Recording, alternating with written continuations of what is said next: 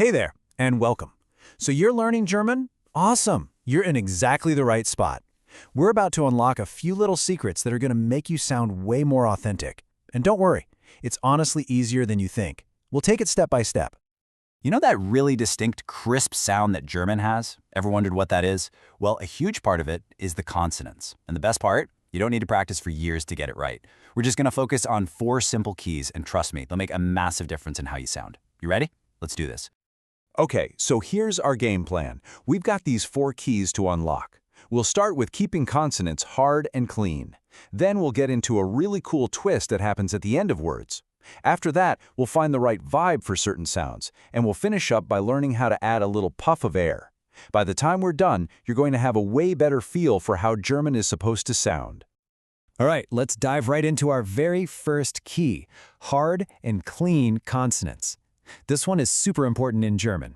It's really all about making sure your consonants sound crisp all the time, no matter what vowel comes after them. So here's the deal. In German, consonants just don't get soft. You know how in some languages, a consonant might change its sound a bit before certain vowels? Well, that doesn't happen in German. A D is always a sharp D. A T is always a crisp T. They stay hard and clean, period. It's a super simple rule, but man, it makes a huge difference. Okay, let's try this out together. I'm going to say a word and I want you to repeat it right after me. Really focus on keeping that first sound super clean. Ready? First one is die. Listen, die. Your turn. Nice. Okay, next up, bet. Hear that hard but at the beginning? Bet. Go for it. Perfect. And the last one is kind. Make that k sound nice and sharp. Kind. Awesome job. Okay, key number 2. This one is a really cool little trick in German, and I think you'll find this interesting.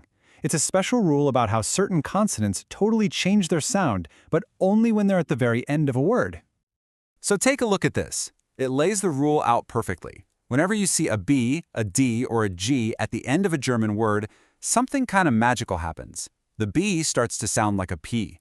The D sounds like a T, and the G, it sounds like a K. Let's check out a real-world example so you can see what I mean. This is a fantastic example. So the word for bicycle is rad, spelled R-A-D, and the word for advice is rat, spelled R-A-T. But here's the kicker. Because that D in rad is at the very end of the word, it sounds like a T.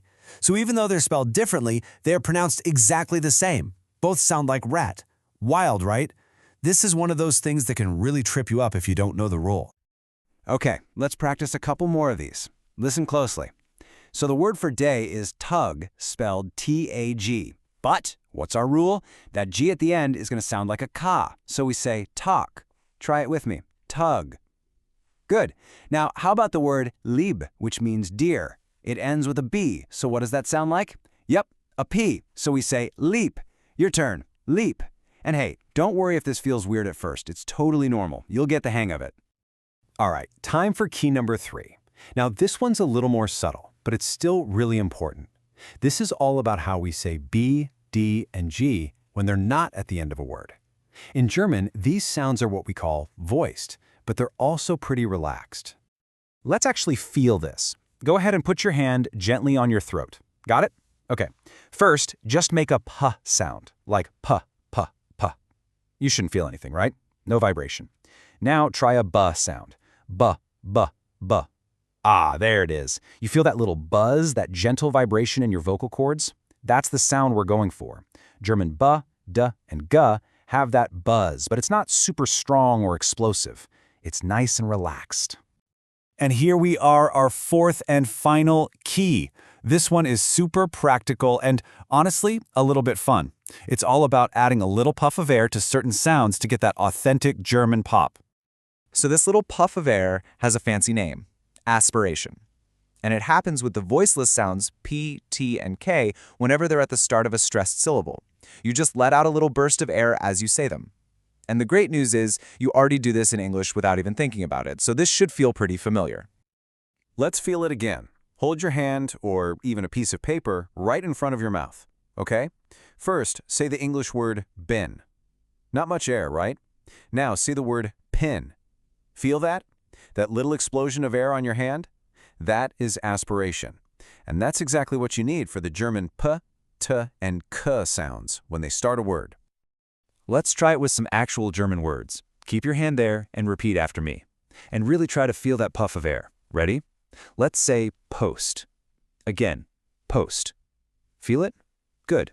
Now for T, it's T. One more time. T. Nice. And coffee is Kaffee. Let's hear it. Kaffee.